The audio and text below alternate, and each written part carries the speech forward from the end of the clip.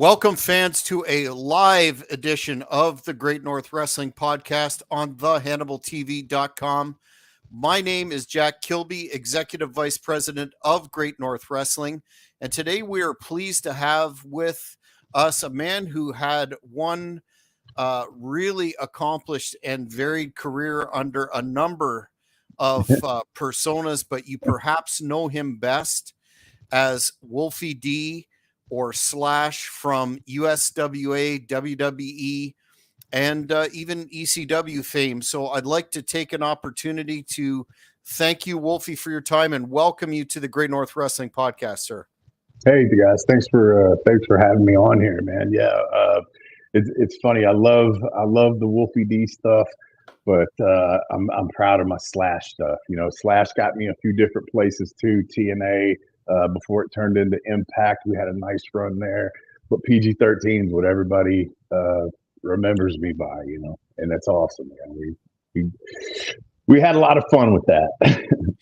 Yeah, no doubt. I am a big fan of TNA, especially that initial Fairgrounds period, and definitely think your work, which we will get to, with the stable and James Mitchell was top drawer. It was a hell of a run. But before we get into that, growing up, were you a fan of the professional wrestling business? And if so, did you follow a particular territory or territories? I think I know the answer, but the fans would like to know. Yeah, of course, man. I was from Nashville, Tennessee, man. And I swear to God, until the age of 8, I don't think I realized that wrestling even existed. I don't know if I knew it was a thing. And my stepfather came into my life, and he loved wrestling and kind of helped get me into it later on. Would be the story. But yeah, man, right then, man, I started watching Memphis wrestling because that's what came on in Nashville, and obviously came to Nashville, and I fell in love with it right then. That was what I followed, man. Were you a big fan? I guess this is also a question that I could almost answer, but a big fan of the King growing up? Man, honestly, I'm more of a fan of Jerry Lawler today than I was as an 8, 9, 10, 11-year-old kid. But it's because I know how good he is. Then he wasn't the things that I liked was over the top gimmicks, all that kind of stuff. The Kamalas, the Apocalypse, in Memphis, just weird stuff like that. Obviously, I'm a huge mark for the Road Warriors.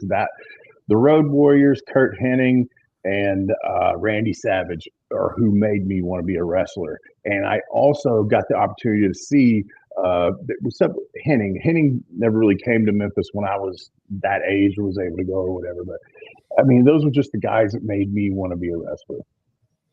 Absolutely. Did you have a period of time in your life where you decided, a lot of us grew up, we're fortunate enough to see that golden era of the product, as I like to refer to it. But did you have a moment that you decided, you know what, I want to do this as a living, and how did that come together? Or did you kind of fall into it like some do?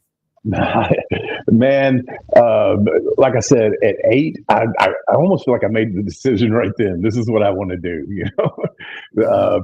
But I just had an opportunity when I was like 9th grade. I started wrestling in high school because I thought, okay, I got to do this if I want to go there, right? Was pretty good at it. Only freshman to have a winning record that year, and I was pretty good at it. So 10th grade year comes along. I go back out for the team. Then my stepfather and a guy named Rick Reynolds were going to see Gypsy Joe. He was helping train them or whatever. And I was 15 then. And I was like, please. And I literally cried because he didn't want me to go. I'm not taking, you got to graduate. You got to do this. And man, I'm crying duck tears at 15 years old. No, please take me. I knew that I could do it. I knew it. And so we go out to West Nashville. It's a barn, and I've told this story 100 times. There's a barn out in West Nashville. The ring was exposed to the elements. There was hose pipes for ropes, and there was no canvas. It was just carpet that, like I said, was exposed to the elements. So it smelled like cat piss. I mean, it was just sour and gross. And 3 sides of it, man. When you hit the ropes, you hit the side of the barn. It was like that. Wow. And then one end was open. But anyway, man, I jumped in there and I just got it like that. And all of them were like, oh my God, he's a natural. He's a natural. Whatever, not trying to put myself over, but I just watched enough wrestling and I had a 4-head VCR when a 4-head VCR, was kind of like the shit. And I rewound, I'd slow-mo that shit. I wanted to see what was going on. But so anyway, yeah, man, that's kind of how it happened. I didn't train for too long under that. I mean, we're talking about days, not weeks, hours. You know what I'm saying? Hours in the ring before they threw me in because they thought I could get it. And then I had opportunity to work with a lot of people that even at that level, at 15, at some of these, very small Tennessee towns, had the opportunity to work with a lot of people like that had been there. The George Weingroffs, Reno Riggins, Chris Champion, all these people were still around here and, had done the deal. And a few of them took a liking to me. And, I don't want to get too ahead of where you're going, but yeah, so that's how that happened. So in terms of breaking in your first bookings, did that come about with the USWA? Did that come about as a result of what you were accomplishing in picking it up in the training process? Okay, so me and Jamie met each other. I was going to keep going, but I didn't want to get too far out of wherever you might be going. But yeah, so me and Jamie meet along those lines in there. I was Airwolf. I was the medic. I was all these little things. And then after getting around Chris Champion, I came up with Wolfie D. And I didn't have, my shorts weren't painted, but yes, they were sagging, and I had tennis shoes, and I kind of did this every once in a while. I mean, when you watch some of my early matches, you go, oh, he's being Wolfie there. But the rest of the match, I'm just a kid that's doing shit, And every now and then I'll go, kind of funny. But yeah, man. So then Chris Champion says to me and Jamie, because we're working each other, it was Jamie Dundee versus Wolfie D, and we were having really good matches in Kentucky and Tennessee. And hell, at this point, I think I'm 18, 19. Jamie's 2 years older than me. And Chris said, man, y'all should do this as a tag team. And so then that evolved. And we started being a tag team, painted the shorts, added more stuff to it, added the hubcap. And then one night, Jeff Jarrett was at an independent show that we were on, 1992, in Kentucky. And I didn't know Jeff. Obviously, Jamie did, childhood, all that stuff. And Jeff actually sat there with the VHS recorder and taped our match for us. We worked Brickhouse Brown, and I cannot remember who it was. I keep saying Pez Watley when I tell this story, but I know he was there in and out of that little place at that time, but I don't know if it's him or not. But at any rate, took it to his dad, and we showed up at the mansion one day, and that's a whole nother funny story. Oh, please. I've heard this, but the fans would love to hear it too. Yeah, so when I tell this, sometimes it's like, okay, we didn't have a cell phone. I don't know how this happened. Some of it.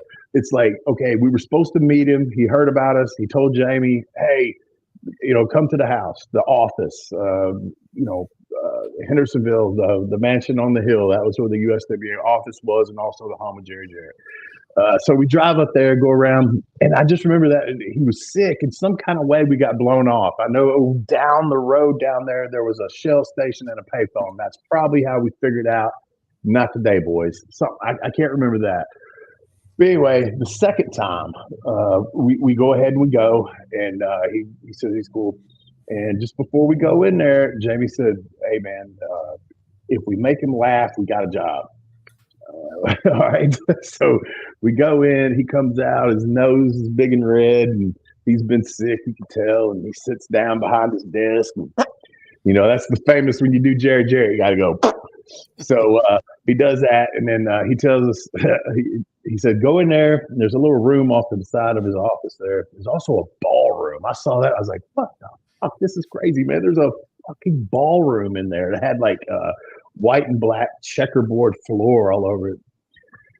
Anyway, and I'm 19, or 18 maybe at that time. And so we go in this room, we change clothes, and we put all our shit on, hat sideways, the hubcap, the whole nine. And he looks at us and he sits back and he just starts giggling. And so I thought, all right, Jamie's right. And then he comes up with the idea. He asked us, can you guys write a rap? And I knew that I could. I don't think Jamie could write anything like that. He knows that. Kind of funny between us. But yeah, so I was like, yeah, I can do that. And so he wanted to do the videos, and we did 4 weeks worth of videos before we ever debuted. What was your impression of Jarrett as well? I guess you're really young, but there since his passing, he's he will go down as one of the greatest bookers, promoters of all time. What was your impression of his style at the time when he was booking you? Did you feel that he got you and Jamie, or did you have a lot of license in there, or was it mostly directive? Absolutely, man. He saw what we had. Like, they talk about like Vince likes to create the character, and if he don't, then he shits on it. Well, Jerry didn't really. We brought it to him. We brought the characters to him, and he saw the potential and knew what to do with it. That's what happened. And see, in our first little run with him, I mean, we were undercard, heels, haha. We had a midget with us sometimes, midget D, rest in peace. I mean, we did a lot of stuff like that, but we were also utility if they needed us in something else because they knew we could pull it off. And then it wasn't long into that. Like, so Jerry Jarrett didn't push PG.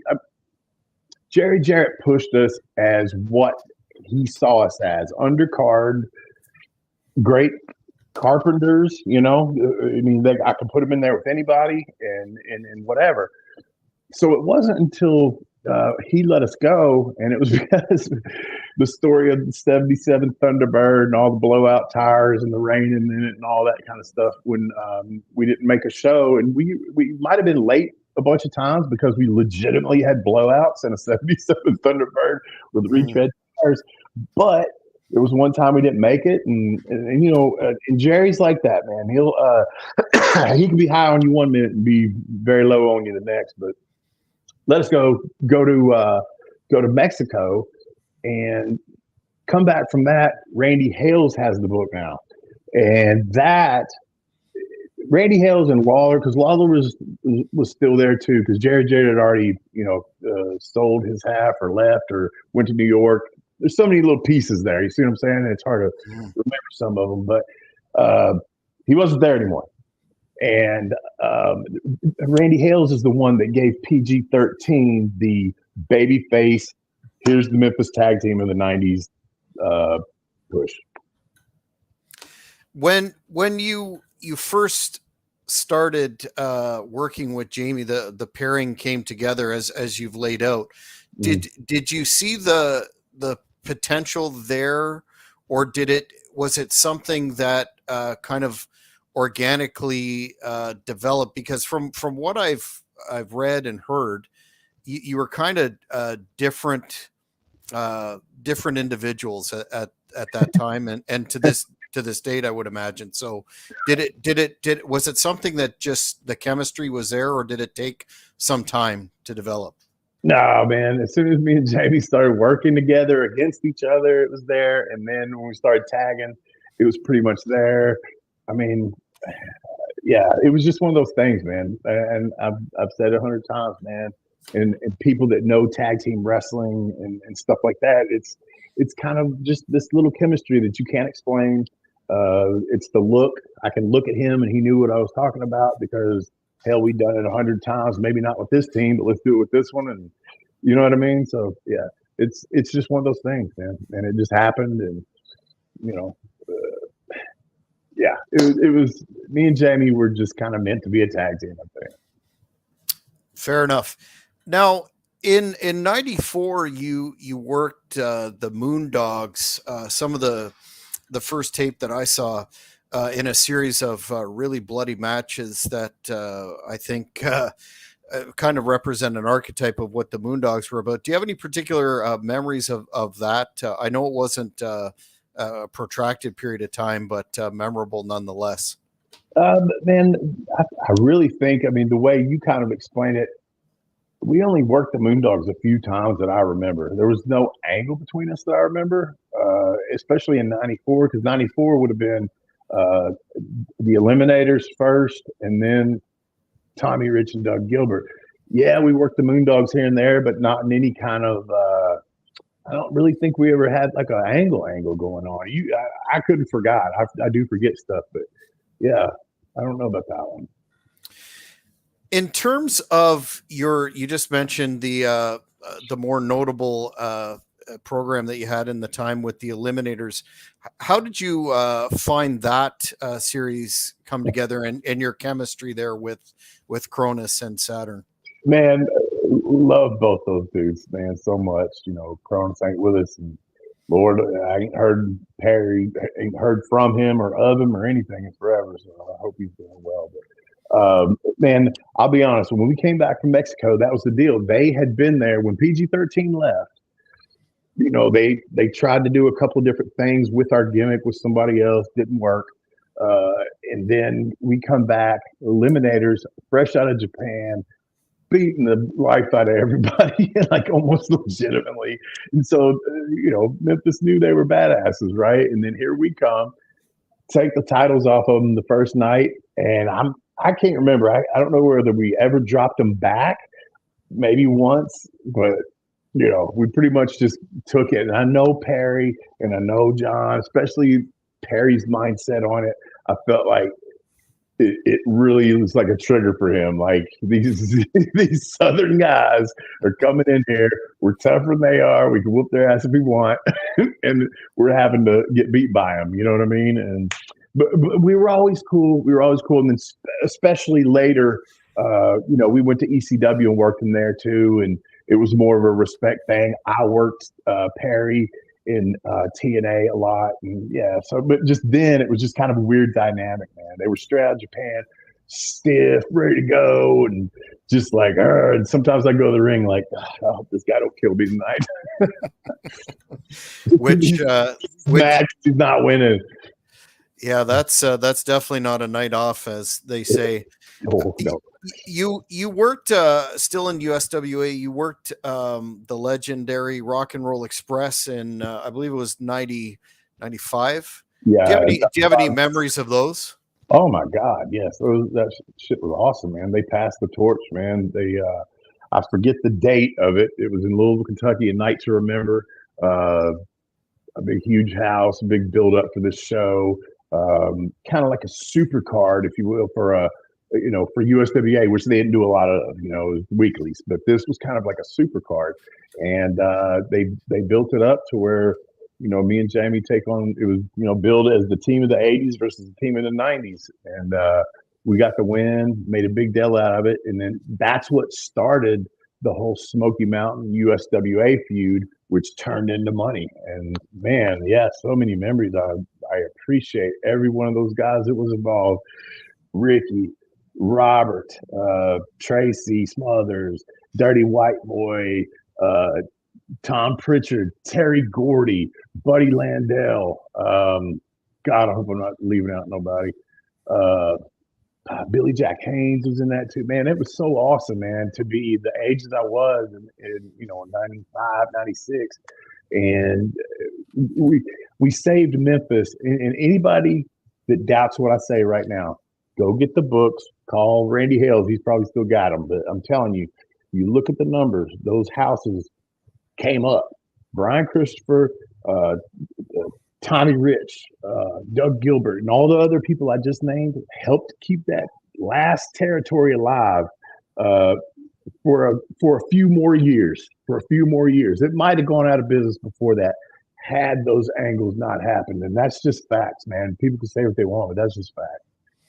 Yeah, I think you're absolutely right there. That's not, the numbers don't lie.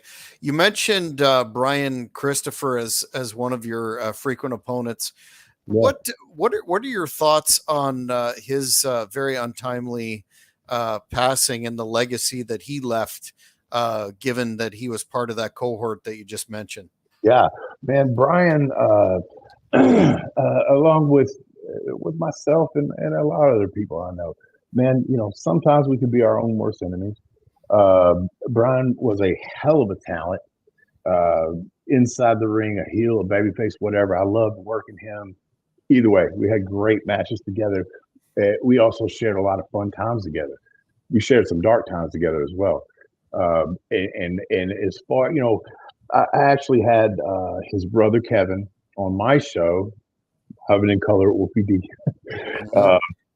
I had him on my show, and I asked him the question, and I said, "Man, what do you think happened, man?"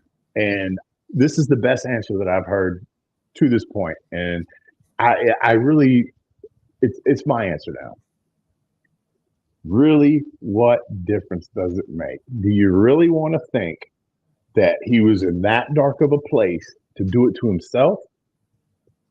Or do you want to think he was at such a submissive point in his life that someone else was able to do that to him? Either way, either answer sucks. Either answer sucks. And I don't want to think about really either one of them. You know what I mean? So that really hit home with me when Kevin said that, man. It really did. Yeah, I don't know, man. God, we know this business and the way things go. And, just God bless him, man. God bless him. Yeah, absolutely. A tremendous talent, as you mentioned. You were brought in '95 to the WWF, and you had that famous encounter with the Smoking Guns on Raw. Can you Yeah. walk the fans through as to how that came about and your memories of coming on to that big stage? Yeah. Um, Jerry Lawler got us that. That was all him. So we go up, and I mean, I can't recall hey, you're doing this. I think it was actually probably a really quick thing. Like, we're not talking months in advance or anything. We're talking a week or two. So you're going up to Raw. Okay, great, awesome. And it wasn't laid out as if here's your chance, but you're going to represent us, right? So, and we didn't really know this part of it. And here's the funny part: is that okay? So they give us the win against Al Brown and Sonny. Some I can't remember Sonny's name. I'm so mad right now. But anyway, so they give us a win against them, and this is all on the same night, but on different weeks. So then we go into there, but they announce us, and they had never done this before. We didn't know to bring our belts. Nobody said bring the tag titles because that, to my knowledge, maybe one of your super fans might know that this has been done before or something. But when we walk out, representing blah blah blah, the USWA Tag Team Champions, blah blah blah, and we got no belts on because we didn't know to bring them, and because we thought, oh, that's never going to happen, and nobody gave us the heads up. Nothing. I mean, so yeah. So they announced this is that, but we didn't have belts. So anyway, then we go into the Smoking Guns match, which, I mean, is a 2-segment match. It wasn't a squash.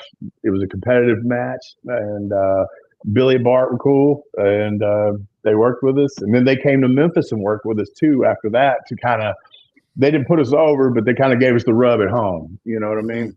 Mm-hmm. So, yeah, that was really cool, man. It was awesome.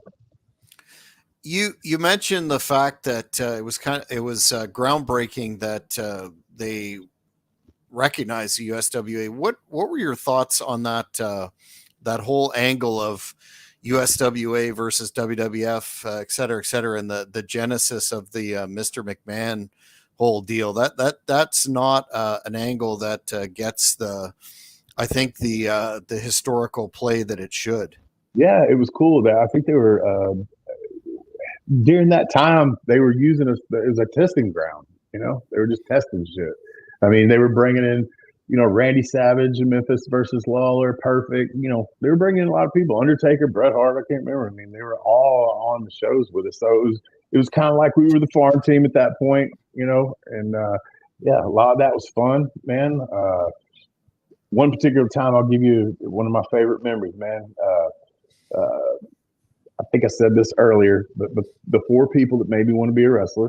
All right, so Henning was there, And me and Sean Waltman worked each other when he was, I think he might have even still been Lightning Kid, but we did it in Memphis, third match.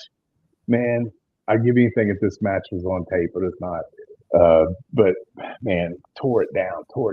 And it was almost like the Mean Joe Green commercial where he pitched the kid the jersey down the hallway, and coming from Kurt Hennig, who mastered Goofy Bumper, loved his shit like that. That's what made me like it. He yells down the hall, "Hey kid." Yeah. He's like, "Great bumps." I was like, "Holy fuck." Thank you, Jesus. I've arrived. Yeah, what a compliment. When you were up there for Raw, did you run into the chairman of the board, and did you during your entire tenure, we can extend the question to, did you ever have any notable interactions with Mr. McMahon? Okay, so when we get the Nation deal, that would be my one story that was like, how could it go so wrong so quick? So that's another one. They fly us up to Cornette, gets us that job. This ain't Lawler this time. This is Cornette. Go to Memphis Fleet. They send us money because they told us, we want you to look like PG-13, but not really. You know what I mean? So they kind of told me to give me a militant. Okay. So we go buy all this stuff in Memphis, gold teeth rings, and we fly up, and Jim Johnson, we go up there in the studio, and he gives us this beat. "We are the nation," and that's me and Jamie. Actually, that's another little tidbit there. That when it says "We are the nation of domination," that's two voices that have been reverbed into 1,000 and done whatever too. But that's me and Jamie saying that, right? So this is a good story. So can you write a rap? I'm going to give you this beat, make a rap to it. Here's what I need you to say. Jim didn't say it. I can't remember if it was Cornette or him that kind of told me what to say, like what they needed, like bullet points. Anyway, come back. I write this thing. We record it. And then they give us the instrumental for Memphis, like, because they know we're going to be on the road, and it's a cassette tape. We put it in the 74 Thunderbird, and we run DMC it back and forth, trying to learn it and whatnot. Survivor Series comes up. That's the debut. Oh, we got a run through. All right. Never heard of a run through in my life, but all right, let's go do it. So we get up there, and here comes the music. "We are the nation of domination." And I start feeling, the tape that I've been listening to. Boom, ba, ba. And we start throwing it back and forth. And then all of a sudden, "We are the nation." And it's throwing it in at places that it wasn't on what he gave us, right? So they had switched it. They had switched the timing of it up, which I just had to listen for a minute. I was like, okay, I got it. But for Jamie, that was a much harder thing to do. I mean, I love Jamie. Everybody knows that. But like when it comes to rap and rhythm and stuff, he's not the guy. There have been plenty of times where I have to save him. So that was a challenge. And the thing was, when I stopped, when it got to that part and it screwed it up, I was like, why has it changed? And then there's Vince McMahon going, "What's wrong? What's the problem here?" I'm like, oh my God. But I got it right. What about? I know Jamie wanted to talk about something notable about your WrestleMania appearance. Do you know what that would be right off the bat from your perspective? I mean, other than just like all WrestleMania weekend, there's a pecking order. Everybody was doing stuff in those days. So were we.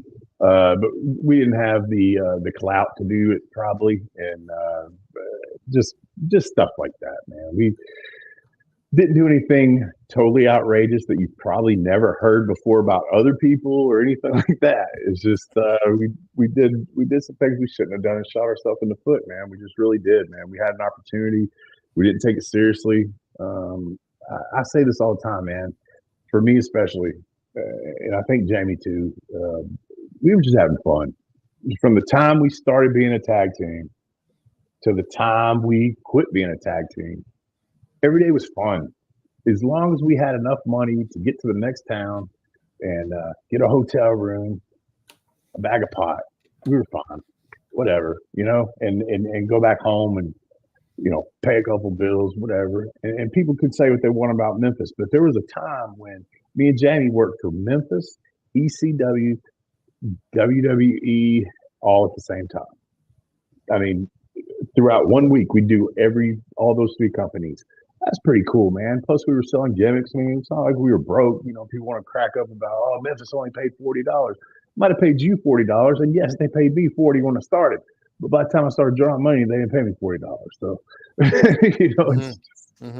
had a great run there, and I had a lot of fun. And we were just, if I could do things differently, I'd do some things differently. But when you get your little break at 18 and there's really nobody there to keep you on the rails, it is what it is, and I ain't blaming nobody. I don't care. I had fun.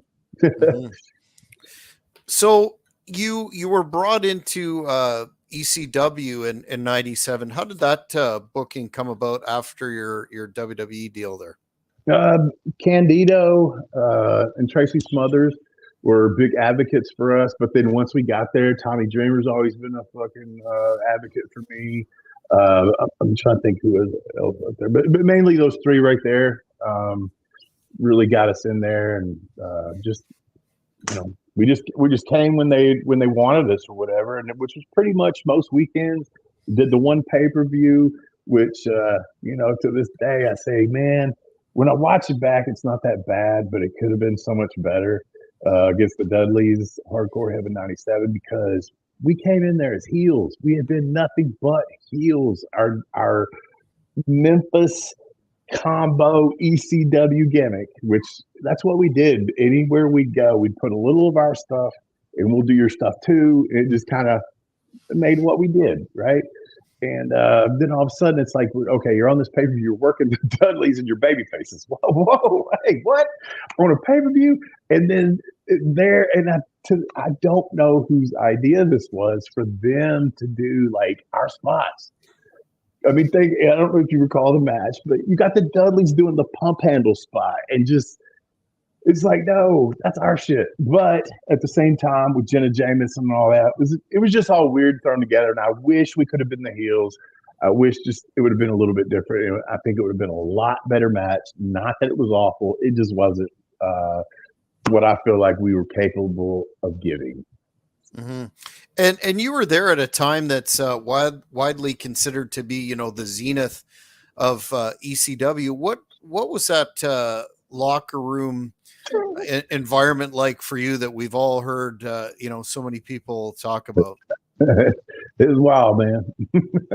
It was wild. It was there was no more had to hide what you was doing or anything. That's what up until that point, I think it was just, if you're doing something, you better do it outside, leave it in the car, whatever the case may be. But ECW, nobody cared. So, yeah.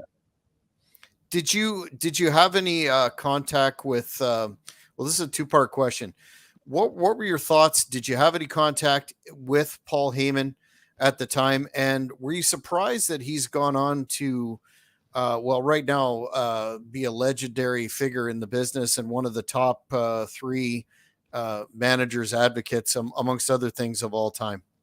Yeah, man. I mean, to do what he's done in the pro wrestling business, even before ECW, I mean, he's got to be smart to the business. And yes, I've never spoke on the phone with him, said hello at ECW, basically that type of thing, man. I will tell you this, I've waited him out. Somebody had a question on my show and said something about getting payoffs. Nothing ever bounced, but there was a lot of times when me and Jamie, we were, at that point seasoned enough, especially from Memphis, to know, don't leave when they say, they said they'll get it to you tomorrow. Fuck you. We were there till 2, 3 in the morning. All right. And Paulie's upstairs with Candido and Dreamer and all them. And we're like, I ain't going nowhere until I see a check with my name on it. Yeah, so that's really the only interactions I had, man. Did you get to the bank first the next day as soon as it opened, as we've heard some of the guys did? As I flew home, I was getting off the plane and going straight to the bank. You came back to WWE, and it's germane that you mentioned the Road Warriors earlier as some of your greatest role models growing up. But people of our age kind of share that, I think. What was it like working them on Raw at that stage of their career? Obviously an honor. I mean, just to be in the ring with them, and that whole thing was also kind of a weird deal. That was the last match we had because that's when they let us go. And so let me rewind just a second. But we kind of developed before that match. In the little time we were around them, because there was a whole Nation of Domination versus LOD and Ahmed Johnson feud. So we got to know them, man, and those are my heroes, man. Hawk was awesome. I loved Animal. And so WrestleMania happened, and then they tell us on Monday that, okay, they're throwing you in there to the Road Warriors, quick squash, boom. And me and Jamie kind of knew what that meant without saying it. Jamie tells a little bit of a different story about money and all this kind of stuff, tickets. I don't know. That to me, that's not my story. I'll just say that. That's not my story.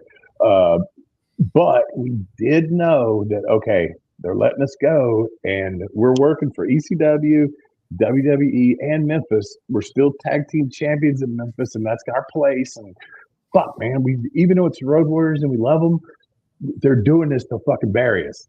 Not the Road Warriors, but WWE. And also back behind the scenes that a lot of people don't know is that night there was some kind of thing where Candido was blaming Lawler for the deal. She said that Lawler was mad at us because we were doing ECW. You know what I mean? It was like all this weird shit. We didn't know who to believe. And it really didn't matter at that point. But we knew, the work was in, right? Something just wasn't right. And so we left. We walked out of the building with our shit on, grabbed our bags. And before we left, we told Hawk and Animal, like I said, we were cool with them. And I mean, who's not been beat by the Road Warriors? Me and Jamie ain't never had a problem getting beat by anybody, especially them. But I felt like, and Jamie felt like it was like the way they were doing it and what was going on with Lawler and Candido or whatever. This shouldn't even be a thing. You know what I'm saying? Okay, either you're going to beat us and then, okay, see you next week, or you're telling us, see ya, right?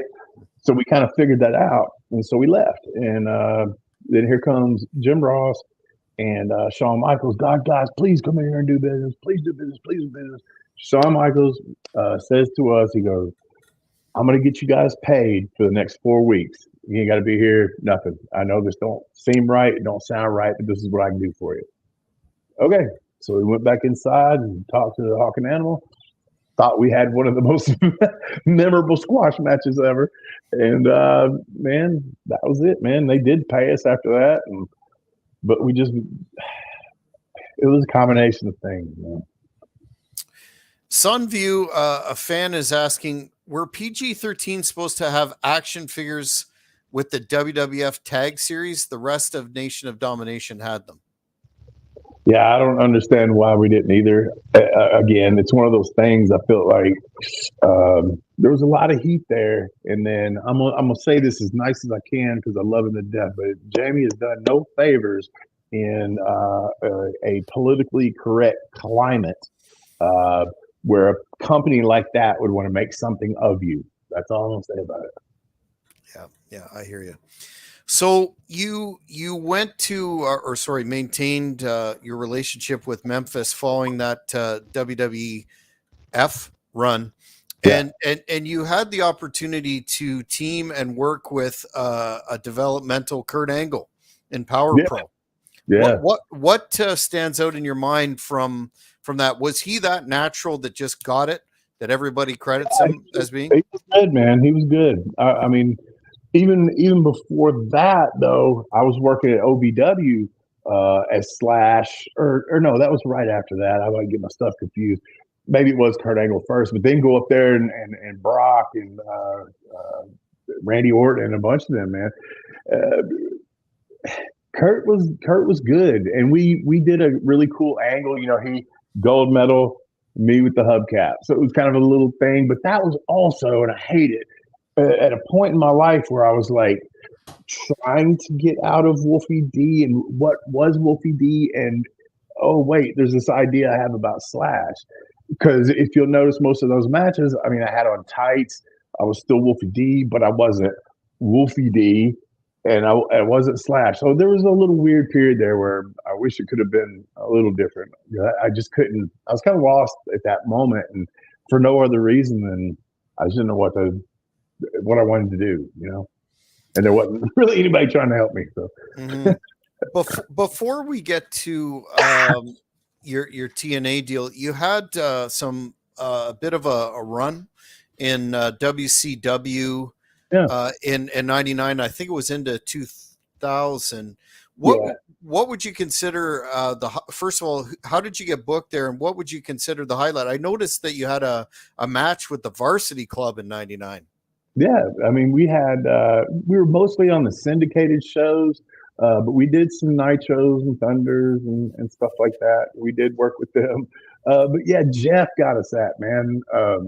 And like I said, that was kind of in a weird period right there. After that Kurt Angle Power Pro, there's this weird little thing in my career. And I didn't know if I was getting out or not. And sure enough, me and Jamie were working for my stepfather's security company in Nashville. And when I say security, I don't mean like armed guards. I mean just like stage work and stuff like that, you know. And Jeff had a personal appearance at the Municipal Auditorium in Nashville. Me and Jamie were his bodyguards. Wow. And so that's how we got. He's like, "What the fuck are y'all doing?" Sorry, I'm getting over hernia surgery too. I didn't mean to mention that in 1 week. So if I laugh too hard, it kind of hurt. But yeah, man. Just like. Yeah, he said, what the fuck are y'all doing here? Like, man, this is where you left us. That's funny. But so he got us in WCW to do some stuff. Was it just a per appearance deal, or did you per appearance? And we did some fun stuff, man. Had great matches every time we had them. You know, 3 count, Young Dragons, Varsity Club. I mean, we worked with a number of people, but yeah, man, it was fun there. It was fun. It just sucks that we knew it was in its dying days, and we were just kind of lucky to be there, you know. Mm-hmm. So about we're talking about the origin or the full germination, if you will, of Slash. Yeah. That and correct me if I'm wrong, that occurred when you went up to OVW and became part of the disciples of Stacey Cornette Sin, right? Her stable with Batista and yep. Tomko. Was that Tomko this was obvious? I was never Tomko's partner. My partner was this dude that I hate saying his name if you don't mind. But yeah, he was my partner, and yeah, we did some good stuff up there. We did some good stuff. I had fun doing that. But it's funny how Slash came along, really, is that Power Pro, I was, like I said, I didn't know what I wanted to do with Wolfie and all this. So I was in a almost fatal car crash, man. We for legitimately rolled over 4 times and shot me out the back window, right? Cut my arm all up, tore my bicep, you know, a lot of glass in me and all this kind of stuff. And so I had to take some time off. And I was also, this was right when we got the WCW thing, or right at the end of it or something, because I remember thinking, shit, we just got this WCW thing, and now here I am. Jamie ended up, I think he went to jail around that period too. So it was just kind of a weird situation. But a lot of people thought that car wreck is what made my eye white. It made me have that scar. I can tell you a few people to this day that would tell you when they first saw me, like when I came back after all that, they thought that scar was real. I did it so good, and I, you know, it was makeup, but it didn't look like it. It wouldn't wipe off during the match or nothing. And so there was a lot of people who thought that was real. So that was a cool transition, man. And I've told this story too, but I walked up because Slash actually worked for WWE. F maybe still at the time, but Shotgun or no, what's that one? I worked Ron Killings. I worked a few other matches. Jacked? Yeah, Jack. And yes, Slash actually had an opportunity there. So a lot of people didn't recognize me. And I walked up to Bubba. I mean, in my gimmick already and everything. And I walked up and I hit him on the stomach. And I go, "What's up, dude?" And he looks at me. I swear, hold on. Wolfie! he grabs me and he starts hugging me. He goes, "Oh my God, this is the best makeover since Razor Ramon." But yeah, that was funny. But yeah, a lot of people didn't recognize me at first. You put on a lot of muscle mass, did you not, around that time? Oh, absolutely. Yeah. I got on the gas and started working out real hard, which is something I didn't do when I was PG-13. I might have worked out a little bit, might have done it here and there, but hey man, I wanted to compete. Yeah, nobody should say that the gas doesn't work. Yeah. So fast forward to 2002, and you got brought into TNA in that memorable run. Was that through Jeff? I take it. Yeah, 100%. Me and him had talked like early on, man, but like before it ever got going, because that was one of those things with my art. He wanted me to try to come up with a logo and this kind of stuff. And he wasn't telling me a lot. If anybody knows Jeff, man, Jeff is business and secret. Shit, he'll make you sign a, what is that, non-disclosure. NDA, yeah. And so, yeah, I'm trying to do some stuff for him. I made the early tickets. Every ticket you could get there at the very beginning, those were all made by me. And then he used me on the first show. Jeff has always had, and we're cool, man. I text Jeff every now and then to this day, man. But I always think Jeff felt to me as like a carpenter instead of like a talent that can help elevate things. And I mean, hell yeah, some people do not consider being called a carpenter like an insult. I don't think I would consider it insult, but damn, man, you don't really want to be that carpenter. You want to be that guy, right? And I always feel like Jeff has thought of me in that regards, even though he's done a lot for me. I just feel like he didn't give me that. So the Disciples of the New Church, it was a fluke, man, that me and Brian Lee got put together and that we beat America's Most Wanted for the tag team titles. I swear it was a thing where we were supposed to lose, or we won them, and then we were supposed to lose them the next week. But then they saw, hold on a second, man, these guys, me and Brian were gelling, and we were gelling with them, and everything was, it was good, man, real good. And so then we get a little run out of it. So, yeah, it wasn't intended that way.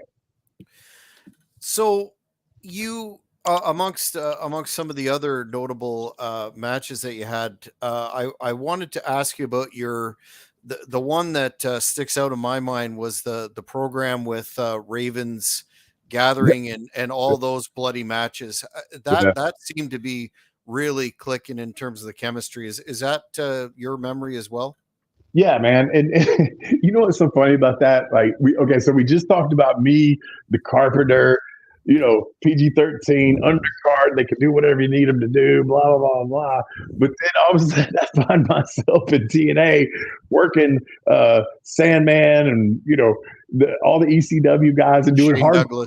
It's like, how did I get involved in this hardcore stuff? But yeah, the carpenter gets thrown into the hardcore stuff, and it was so much fun, man. All of that, man, it all just clicked, and it was good. And I love the Harris brothers and all the people that we worked with there, man. Those were fun times, man. They really were. Want to mention? I'd be remiss without talking about Father James Mitchell and his managerial acumen. I've heard him on your show. I got a lot of respect for him. Love to bring him into Great North Wrestling if that's possible down the road. But what were your thoughts being under his tutelage? And he brought so much to that product. Dude, he is. I think he gets the record. I hate to say he don't get what he deserves, because he does. A lot of people know it, but he's just another one of those guys that Jim's gonna do what Jim wants to do, pretty much, and you know, and he's got his ways that maybe people don't agree with or whatever. But you cannot take anything away from him on the microphone and his mental preparedness for his microphone. Because I promise you, most of the stuff you've ever heard him say, nobody else wrote that for him. I mean, you just can't do it like that, you know. I mean, he's one of those people, give him a bullet point, kind of, you know. That's the way I was brought up. He's good, man. He's really good, and he fucking looks the part. I mean, is that not what the devil looks like? I don't know. I mean, other than maybe when he goes into some kind of demonish form, but like human form, that's him. And me and him, man, we hung out so much and got to know each other, and that's what made it even better. Um, and he'll even tell you, like, I mean, how many partners did I have there? You know, Brian Lee was the best one. Sin was a great one. Flash Flanagan was a great one. Tempest was a great one. But me and him knew that, man, dude, this is us. And if we're going to stay on the show, we got to keep doing our thing, right? And so me and him hung out before the shows, after the shows, and obviously went to the ring together. So I got nothing but good things to say about him. Yeah, hasn't lost a step in 2023 with his NWA work either. Yep. In 2003, you wrestled CM Punk, and just from your perspective, did you see the phenomenon then that CM Punk would become? Nope. I've answered this one before too, man. And this is not a knock. It's not a knock. It's just when I've been in the business, man, I really don't even like when I was early in it, I would watch other people like Lawler and you know to try to learn and stuff. But then once I felt my groove, I want to watch my stuff. I want to see what my stuff looks like. If my stuff doesn't look good to me as that 8, 9, 10-year-old kid, I'm not going to use that or I'm not going to do this. You see what I'm saying? I think a lot of times dudes are like, oh, I'm watching this sitting under the learning tree. Okay, that's fine. That's great and dandy, but you might want to watch your shit because what you did the other night looked horrible. But you see what I'm saying? And so, like, I'm in there with this guy, and he was just somebody that, and this is not a knock. He was just presented to me as Ravens guys bringing in from wherever, and this is what we're doing tonight. And you know, as the kind of general on my side, I would throw things out there, whatnot. He didn't. I remember he didn't fuck up, and but I didn't think, oh man, this dude's gonna be the next fucking big thing. I mean, it just doesn't happen like that. I mean, real quick, I've told this story 100 times. Maybe your people ain't heard it, but man, I don't care what The Rock's book says. His first match in Memphis was not on TV. That would have been a Saturday morning. He wrestled me and Jamie Friday night, right before that. Him and Brickhouse. We were the Cyberpunks at that point. And they told us Rocky Johnson's son, blah, blah, blah, blah, blah. Okay. I go out there, top with him. I call something, and it's me ended up giving him a hip toss because they were the heels. I ended up giving him a hip toss. He puts his hand down, does a cartwheel, and lands on his back. Like instead of just up and whoom, he does a cartwheel and lands on his back. And I go over to the corner, look at Jamie, and I said, Rocky Johnson's son? He said, yeah. And I said, fuck, he sucks. and now look at him. So I got egg all over my face, but that's a true story, man. You just don't know, man. But he got hooked up with Tom Pritchard, and they weren't going to let him fail, you know, and that's awesome, man. God love him, man. Good for him, man. I noticed as well doing research, you know, that you know, being an NWA Jim Crockett Promotions fan, you had an opportunity to wrestle Dusty Rhodes on television. What was that like being in there with that legend at that late stage of things? Now, hold on one second. You're saying on television? Yeah, apparently it was televised. The only time I remember, and the funniest story I can give you here, man, only time I would have had to wrestle Dusty, but there's been a couple of times this has happened to me where somebody says you did this, and I don't recall it, but I wrestled Dusty on a independent show in Virginia. It was snowing. They were about to cancel it, blah, blah, blah. But me and him went out there and did it anyway. And the day that he died, somebody on Facebook sent me a message and said, "Man, that's awful about Dusty. I remember when you wrestled him in such and such a town, blah, blah, blah." And I said, "I ain't never wrestled Dusty Rhodes." That's what I sent back. And they're like, "Yeah, you did." I said, "No, motherfucker, I didn't." And so he goes, "Here," and he sent me pictures of it. So I was like, "Okay, I guess I did." But then after I had looked at it, I was like, "Oh yeah, oh yeah." But yeah, on TV, I don't recall. What would that have been on? According to what the information was, plug the site some other time.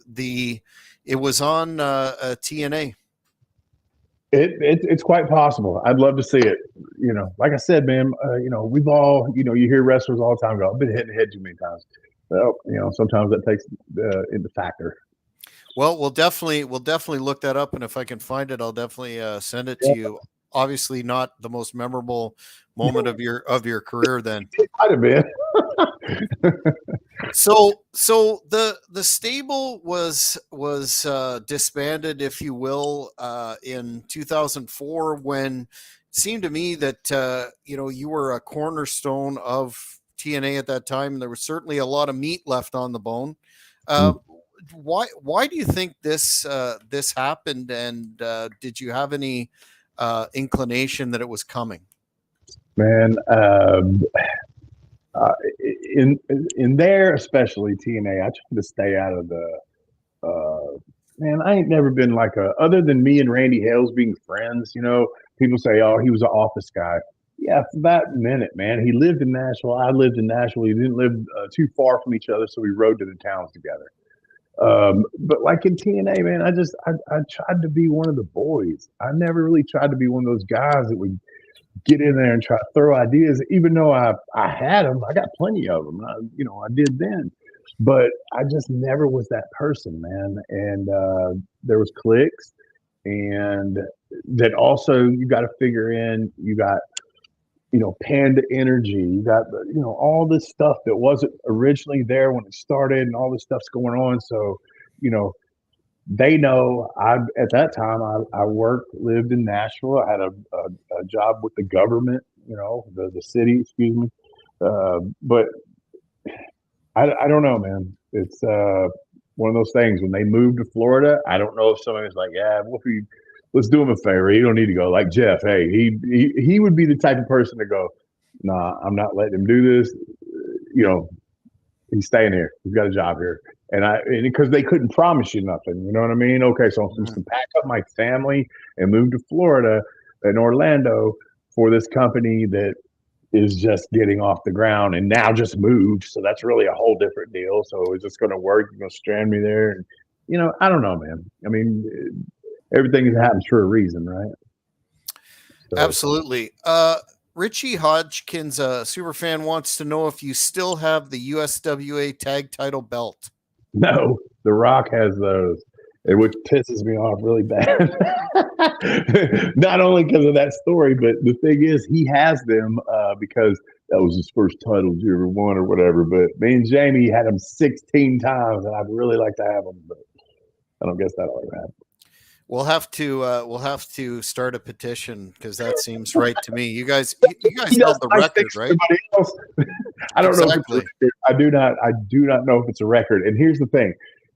I think it's 15 times me and Jamie, but I'm 16 times because of me and Brian Christopher. I really think that's the deal.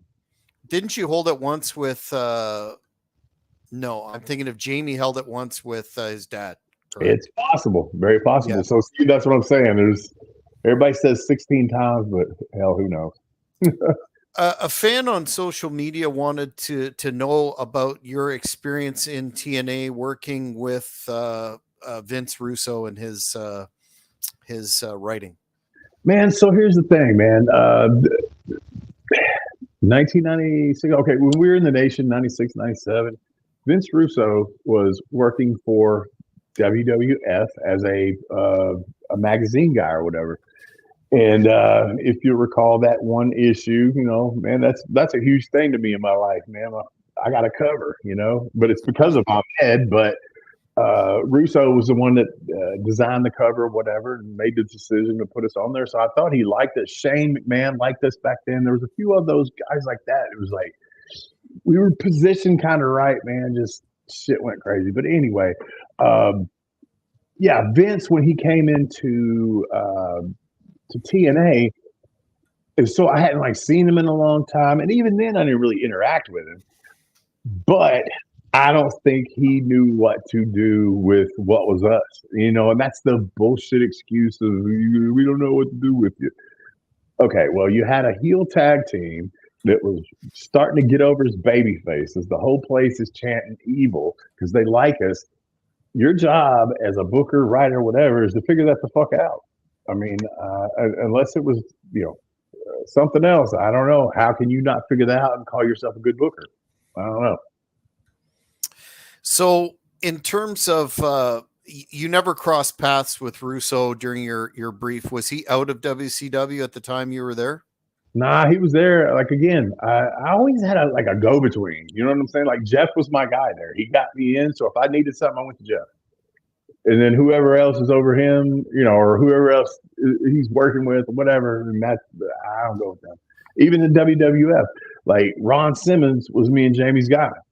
The agents usually wouldn't fuck with us. Sometimes we fuck with Vince. Like the one time I dove into the limousine. Ahmed was chasing us, and they wanted us to do this, that, and the other. And I was like, "Hey, can I make this even cooler?" I said, "Y'all take off without me and leave the window down, and I'll jump in the window and let my feet dangle out as we're driving down the road." "Can you do that without hurting yourself?" I said, "Absolutely, I can." So other than that, man, just trying to. You ask any of them, Ron, Sabio, all them, they'll tell you PG-13 knew how to find that red dot, man. Give me a camera on it, because that's the other thing, man. Is they didn't.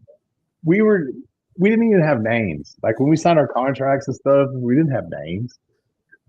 We were PG-13. People knew that when they saw us. We was JC Ice and Wolfie D. But the only reason WWF fans knew what our names was is because I put it in the rap. Spitting out the JC Ice and Wolfie D. That was me just doing a self plug, man. And then so they had to know my name because I got to say it every night. Yeah, smart. In July of last year, you were part of the Ric Flair's last match card. Yeah. I believe in a battle royal pre-show. Yep. What were your thoughts on that whole experience and that? I don't know how to put it, but his Flair's performance. Yeah. Anybody that, well, first of all, I was just honored to ask to be there. My boy Road Dogg hooked me up with that. I was an agent on 2 separate matches, the Battle Royal, me, Bully, and Sin Bodie. And then on that Gresham match, I can't remember the other guy's name, no disrespect, but before them, I was the agent for that, which I didn't do shit. Gave them a couple ideas. They didn't listen, but whatever. And that's fine. But I was honored to be there, man. You know what I mean? To get that little rub. And right before that, Slammiversary, me and Jim Mitchell got to be in another dark match battle royal where me and him were the only ones in the battle royal that got an entrance. And I thought that was a nice rub, and I appreciate those types of things. The Ric Flair thing, anybody that tuned in to see Ric Flair's best match, can't read because it said last match. It didn't say best match. And if you think for 2 seconds at his age and all that kind of shit that you were going to see, you have to be ignorant to think that it was, could he have done a little better? Probably. But I'm telling you, I purposefully sat out in the crowd. I didn't want to sit in the back because first of all, I've been back there all night, but I wanted to feel the energy.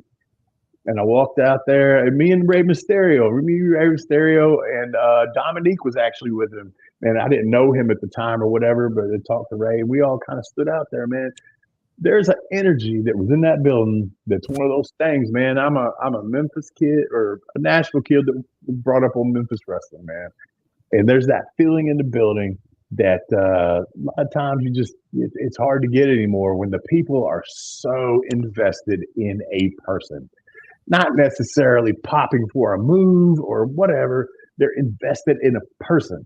And there's this feeling that's just like, it gives you goosebumps, man. It gives you goosebumps. He was able to walk out there and, you know, it was what it was. Jeff was awesome. Jay. Yeah, Jay was great, man. And Andrade, yeah, they were great, man. They did great. And they took care of him, and whatever happened. And hey, I was honored to be there. Mm-hmm. You know? And certainly the build up and the storyline was top drawer in the card in and of itself. Otherwise was excellent too. So before we go, because you've been very generous with your time tonight, and I appreciate it, sir. The question that some of the fans have on their mind is, will there ever be a PG-13 reunion? Man, we kind of did it in a couple of spots, and I tried to make it happen for us on a lot of these conventions this year, as a matter of fact. And there's just been issues. Like I said, I love Jamie, but he's just not that dependable sometimes. He says he wants to do it, then he don't want to do it, then he does, then he don't, then he don't. So it's just kind of like that, man. I love doing them. I love seeing the guys, and for some reason Jamie doesn't, and I don't know why that is, but that's on him, and that's his. He has the right to that, you know, whatever his internal reasoning is. I'm no one to tell him what to do, but I love doing them, you know, and it's just crazy because without him, there's not a PG-13. Without me, there's not a PG-13, and that's what, you know, people want to see, collectors, all that stuff. I get it, but yeah, so just kind of what it is, man. You never know what the future may hold. Before we sign off tonight, where can the fans find you on social media? And please plug your excellent podcast that I am a listener of. Yeah, Live and in Color, Wolfie D, at Live Wolfie D on pretty much everything, X, Twitter, whatever it's called now. Facebook is Warren Wolf 13. Then there's at Live Wolfie D there too. But also, man, the biggest thing I could ask the people is to go to the YouTube page, because my podcast is all audio. We do it on Spotify, Apple, anywhere you get your podcast, but it's not on YouTube. We give you some clips and some pictures and things like that, but we need some subscribers, because our subscribers are not matching up with our listeners, and it would really help if we could get that. Be in good shape. So if y'all can go subscribe to the YouTube channel and you know, to the Facebook page at Live Wolfie D, Live and in Living Color Wolfie D, whatever you want to call it.